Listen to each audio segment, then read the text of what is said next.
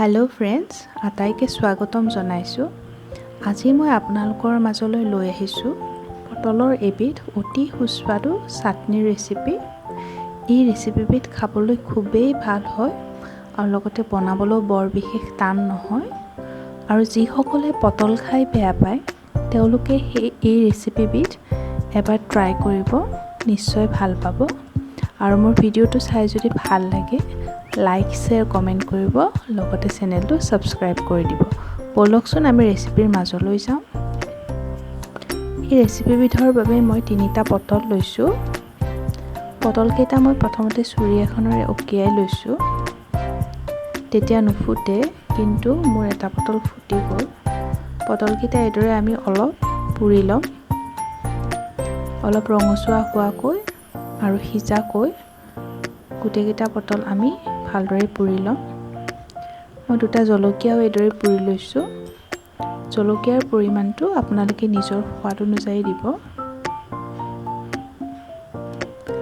এতিয়া মই আদা এডোখৰ এইদৰে পুৰি লৈছোঁ।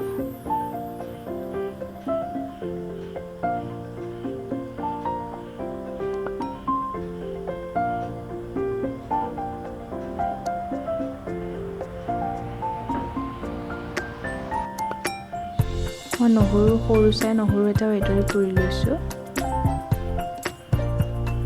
এতিয়া মোৰ গোটেই সামগ্ৰীখিনি ৰেডি হৈ গ'ল। পটল, জলকীয়া, নহৰু আৰু আদা মই এইদৰে ৰেডি কৰি লৈছোঁ।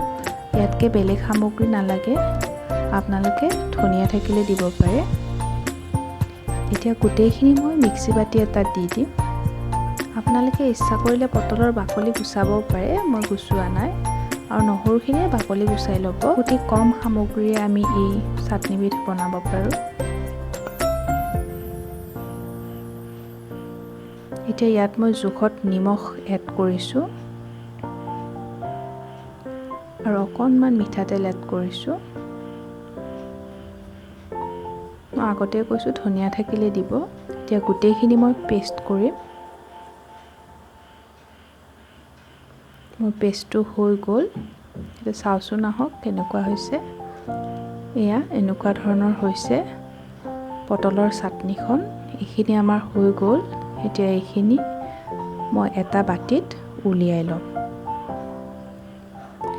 এয়া আমাৰ পটলৰ চাটনিৰ ৰেচিপিটো ৰেডি হৈ গ'ল। অতি কম সামগ্ৰীৰে দেখিলে অতি সহজে বনাব পাৰোঁ আৰু ইয়াক ভাত, ৰুটি বা পৰঠাৰ লগত আমি খাব পাৰোঁ। খুব সুস্বাদু হয়। আপোনালোকে যদি ট্ৰাই কৰা নাই এবাৰ ট্ৰাই কৰিব। আৰু ভাল লাগিলে আকৌ কৈছোঁ লাইক, শ্বেয়াৰ, কমেণ্ট কৰিব, লগতে মোৰ চেনেলটো ছাবস্ক্ৰাইব কৰি দিব। ভিডিঅ'টো চোৱাৰ বাবে বহুত বহুত ধন্যবাদ।